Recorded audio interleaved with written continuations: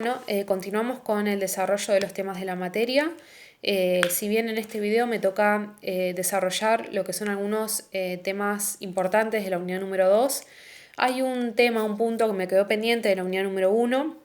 Es algo cortito, pero bueno, me pareció relevante, aunque sea mencionárselo, sin perjuicio de que bueno, ustedes pueden ampliar la lectura en el libro de Natale. Y tiene que ver con la lista tipo de la UNESCO. Esto pueden encontrarlo en la unidad número 1.2. Y esto se relaciona con cuándo se produjo el reconocimiento formal de la ciencia política. Este reconocimiento formal de la ciencia política se produjo en 1948 en París, a raíz de una convocatoria que realizó la UNESCO a los expositores más resonantes, más importantes de esta materia, que provenían de diferentes países, y ellos acordaron realizar esta famosa lista tipo. Esta lista tipo no es más que una catalogación ordenada de los temas principales que ella comprende, y el mérito que le merece esta lista tipo es que ha permitido enmarcar los capítulos más significativos, evitando la dispersión y también la tendencia a transformar esta materia en una ciencia residual. Y la síntesis final de esta lista tipo comprende 4 capítulos, que ahora se los voy a mencionar, y estos capítulos a su vez se subdividen en párrafos, pero para no marearlos tanto, esto por supuesto está en el libro, yo les voy a mencionar cuáles son esos 4 capítulos. El primer capítulo tiene que ver con la teoría política, el segundo capítulo tiene que ver con las instituciones políticas, el tercer capítulo abarca partidos, grupos y opinión pública, y por último, el cuarto capítulo abarca las relaciones internacionales. Así que bueno, no quería cerrar esta unidad sin antes mencionarles este tema, así que ahora sí vamos a comenzar con lo que es la unidad número 2 del programa. La unidad número 2, el punto número 1, nos menciona el método de la ciencia política. Bueno, para comenzar este tema vamos a definir lo que es un método.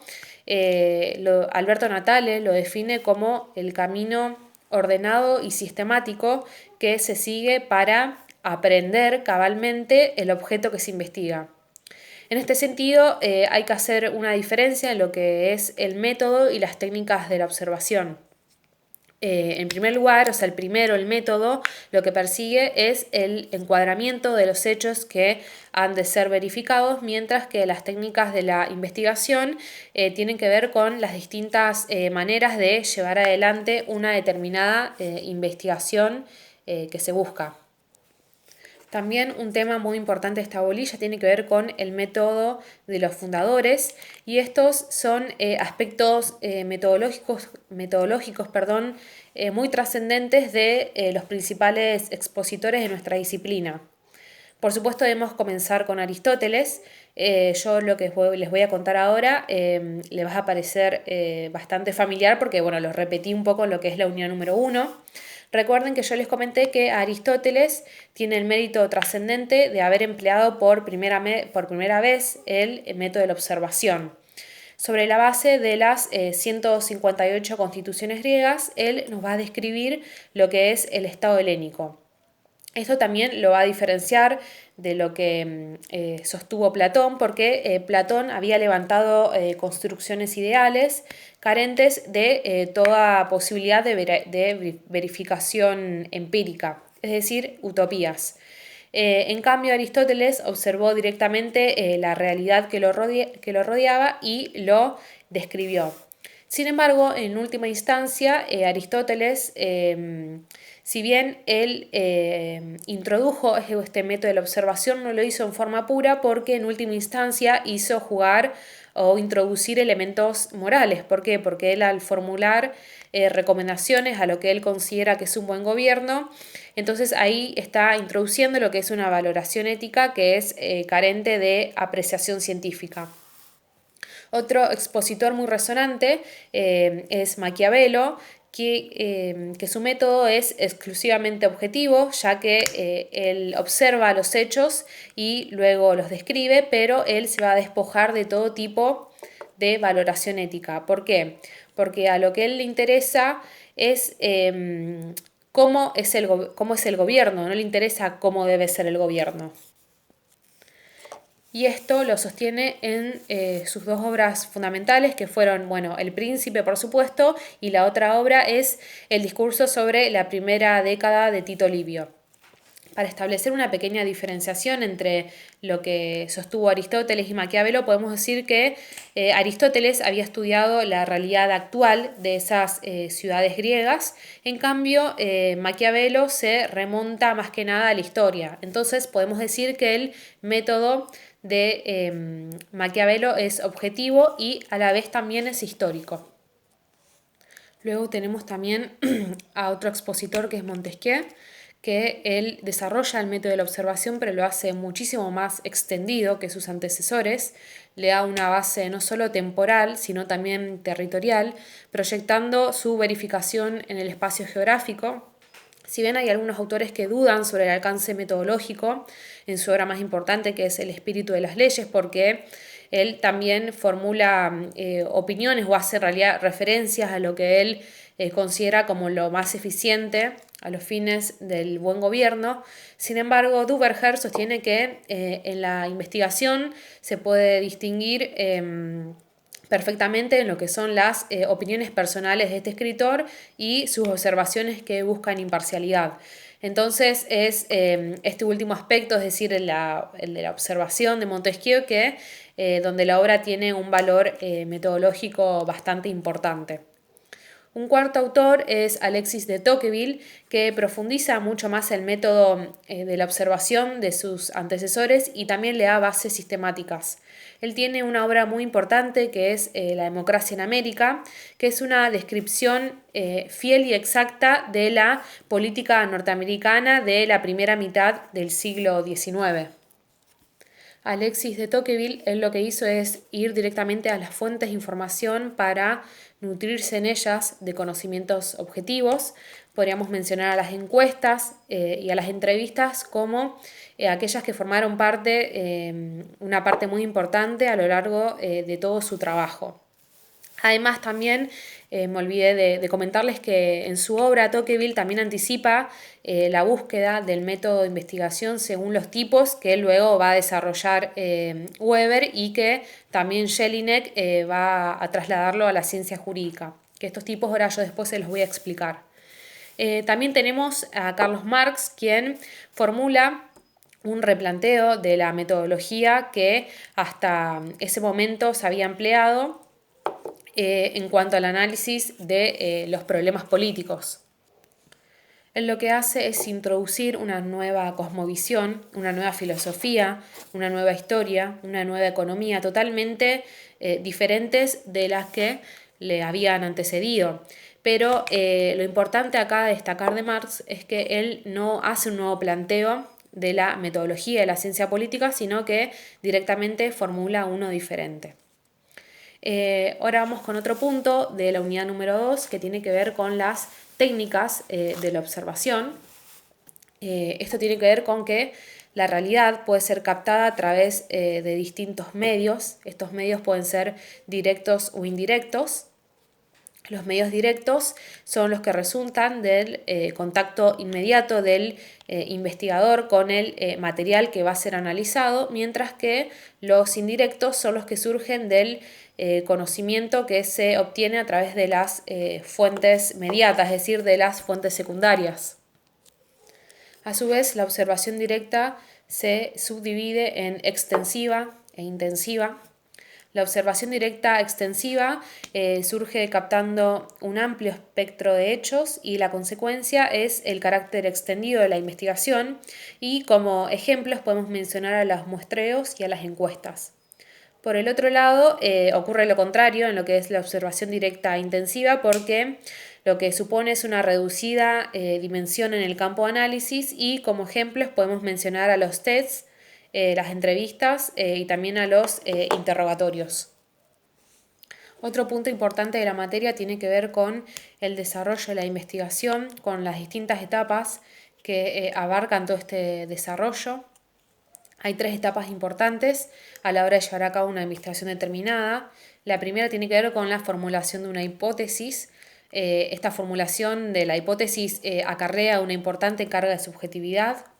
Luego de la formulación de la hipótesis tenemos la observación de los hechos, que puede llegar a llevarse a cabo a través de las distintas técnicas de investigación que yo les dije recién. Y por último, una tercera etapa tenemos que es una de las tareas más arduas, si se podría decir, de este desarrollo de la investigación, y es la verificación empírica de la hipótesis de trabajos que originalmente se propuso. Acá en esta última etapa se van a analizar todos los datos recogidos y a partir de allí se van a formular leyes o conclusiones generales. Ahora pasamos a otro punto muy importante del programa, diría del más importante de esta bolilla, y tiene que ver con la investigación según los tipos de Jelinek. Jelinek lo que propone es estudiar los tipos fundamentales de las instituciones políticas que se manifiestan en un momento determinado. Él define al tipo como la expresión de la más perfecta esencia del género, y él dice que todos los caracteres y cualidades que uniformemente se repiten en cada uno de los seres de un género determinado configuran lo que llamamos tipo. Luego Jelinek lo que explica es que toda caracterización según los tipos admite dos categorías. Él divide entre el tipo ideal o los tipos ideales y los tipos empíricos. A nuestra materia lo que nos interesa en realidad es o son los tipos empíricos. Por un lado, el tipo ideal es aquel que refleja una ideología no verificable empíricamente. Este es el resultado de la especulación racional del autor que no tiene en cuenta los datos que ofrece la realidad. Por ejemplo, cuando Platón describe la ciudad griega, él no hace otra cosa que crear un tipo ideal del Estado, ya que él no se preocupa por lo que efectivamente es, sino por lo que éticamente debe ser. Por el otro lado tenemos a los tipos empíricos que resultan de la captación de las pautas comunes de cada género, que son reproducibles en cada caso que analicemos. Estos tipos empíricos se obtienen a través de un proceso de inducción. Recuerden que la inducción va de lo particular a lo general. ¿Por qué? Porque resulta de comparar las manifestaciones particulares de los estados para obtener de ellas signos generalizantes que la tipifican. Luego nos nombra el programa los tipos históricos fundamentales, que son el tipo de estado oriental, el helénico, romano, medieval, moderno y contemporáneo. Así que ahora brevemente voy a comentarles el desarrollo de cada uno de ellos. Vamos a comenzar con el tipo de estado oriental. Este es un mundo donde lo político se va a confundir con lo religioso, lo ético y también lo jurídico. Recuerden, en Egipto, la figura del faraón, donde él representaba el poder de la divinidad y ante cuya potestad todos los súbditos les van a tener que deber una sumisión absoluta. Tenemos también en Babilonia las codificaciones de Hammurabi, donde van a resumir todo el sistema también que es despótico y teocrático. Entonces se ha caracterizado a este estado oriental antiguo diciendo que era teocrático y despótico porque todo el poder se concentraba en un supremo donde se fundían las potestades temporales y también las potestades espirituales.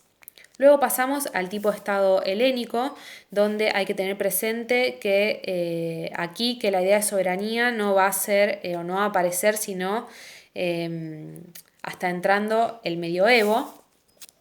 Los griegos hablaron de el término autarquía, que este término fue desarrollado principalmente por Aristóteles, que tiene que ver con la autosuficiencia de la ciudad-estado con todas las necesidades materiales y morales. Uno de los conceptos muy importantes de esta época tiene que ver con la idea de la ciudad. Recuerden que la ciudad era todo para el griego. Ella le daba no solo su ocupación y toda su actividad económica, sino también inclusive su cultura, sus esparcimientos, las creencias y también los dioses.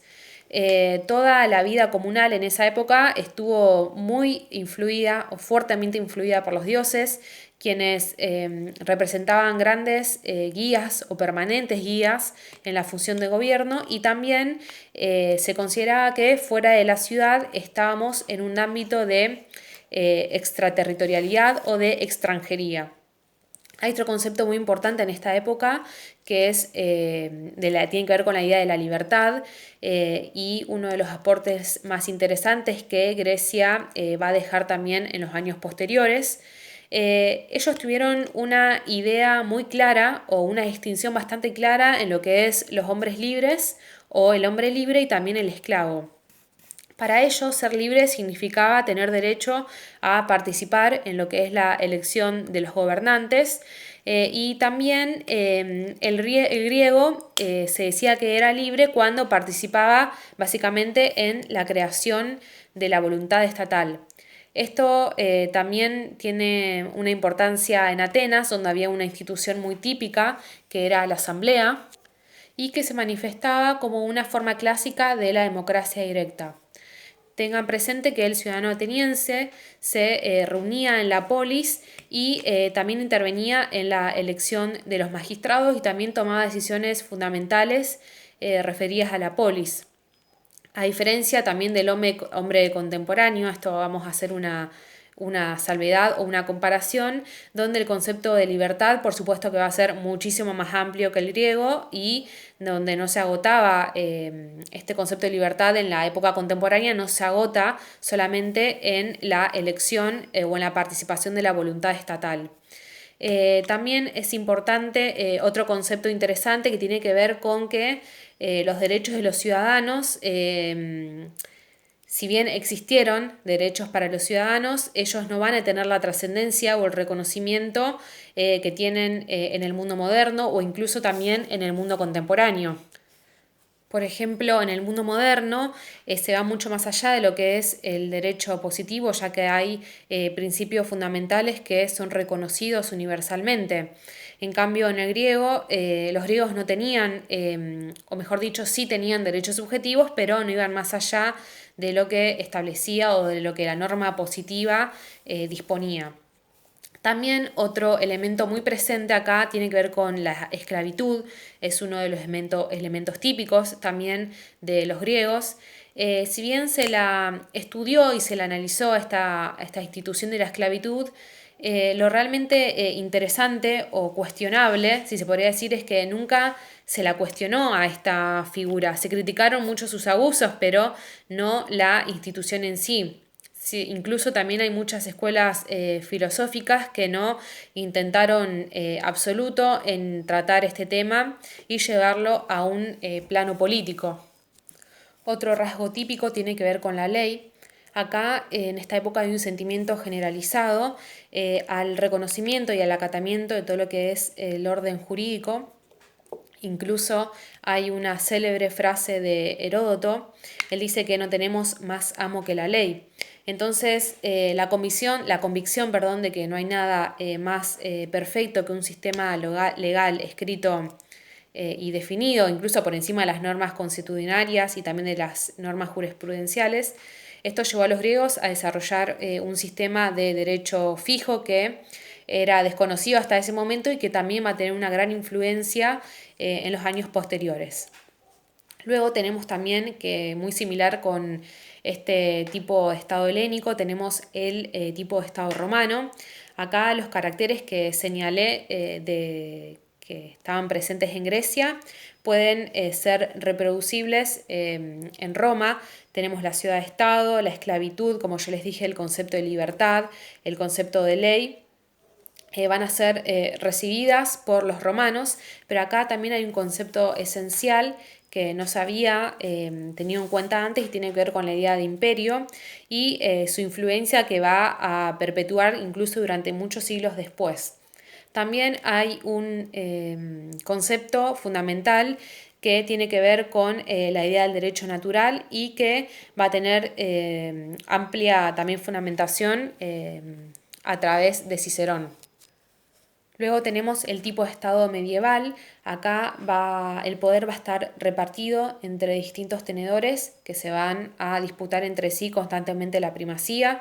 Tenemos el imperio, los reyes, los señores feudales y la Iglesia Católica son los distintos centros de poder que van a coparticipar en la regulación de la vida de todos los pueblos. Y esto va a pasar como consecuencia de la influencia de dos nuevas fuerzas que habían sido desconocidas con anterioridad, que tiene que ver con la Iglesia y el feudalismo. El feudalismo, recuerden que era una relación contractual entre el señor y el vasallo. Es un característico negocio jurídico de prestaciones recíprocas, que lo que va a hacer es crear en los reinos, los dominios feudales, en los que el señor feudal va a ejercer no solo la potestad política, sino también la jurisdicción civil y la fuerza militar. Y esto también hay que sumarle la aspiración de dominación de la Iglesia, que va a ejercer una gran influencia sobre todos sus súbditos. Sin embargo, va a ser muchísimo más adelante, como consecuencia de la reforma protestante, que se consoliden las monarquías y aparezca resuelto este conflicto, conformándose así las nuevas naciones, las modernas naciones, perdón. Sin embargo, aquí empezamos ya a entrar en la Edad Moderna, y es por eso que Bodin escribe una obra muy relevante que se llama Los 6 libros de la República, en la que lo que se buscaba era reforzar el poder del rey, y el concepto de soberanía va a ser estudiado y también difundido por primera vez.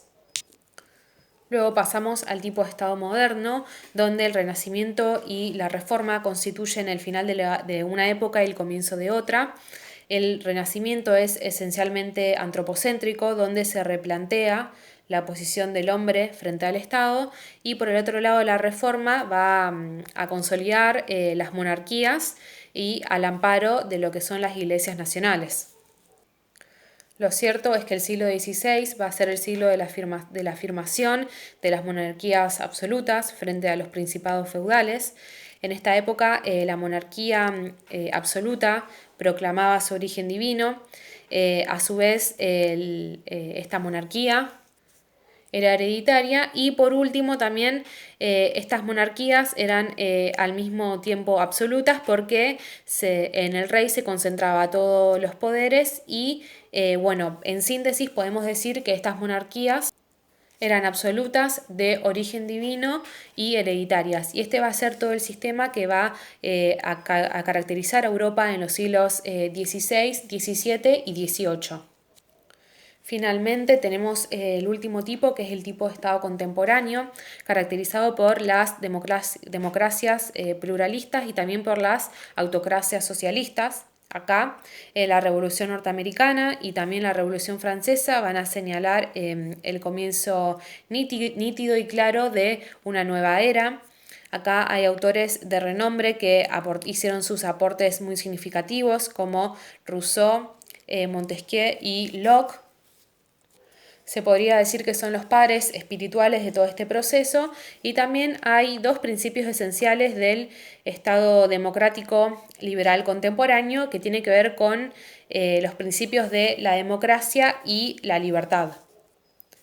Por un lado, el principio democrático, como muchos saben, se va a afirmar a través de la participación del individuo en la creación de la voluntad estatal. Y esto se va a hacer efectivo a través de un sistema pluralista de partidos, que va a permitir, a través ya sea de formas directas o indirectas, la intervención de un ciudadano determinado en la creación de la voluntad estatal o en una determinada decisión política.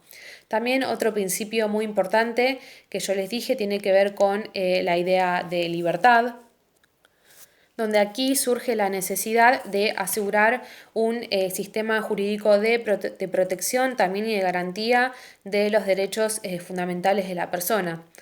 Acá no podemos dejar de mencionar la Declaración de los Derechos del Hombre y del Ciudadano, y también en cuanto a las formas de gobierno más difundidas, en este tipo podemos mencionar al sistema presidencial, que es propio de los países americanos, y al sistema parlamentario, que es propio de los países europeos. Después estos dos sistemas los vamos a retomar en lo que es la unidad número 5, donde vamos a indicarles cuáles son los caracteres de cada uno de ellos. También acá no podemos dejar de mencionar a lo que fue el socialismo democrático, también al gran movimiento que cubrió gran parte de las especulaciones del siglo XX, que fue el marxismo, también con los aportes de Lenin y Engels. También acá podemos mencionar a la Unión Soviética también y toda la estructura de poder que va a ser modelo seguido por los demás países socialistas. Pero bueno, en síntesis, en este tipo, las características fundamentales tienen que ver con las democracias pluralistas y también las autocracias socialistas, es decir, son los dos grandes sistemas de este tiempo. Así que bueno, con este video más o menos traté de delinearles los aspectos más fundamentales de lo que es la unidad número 2. Así que bueno, nos reencontraremos a través de la plataforma Zoom o en el siguiente video, donde seguramente comenzaré a delinearles algunos conceptos de la siguiente unidad, que es la número 3.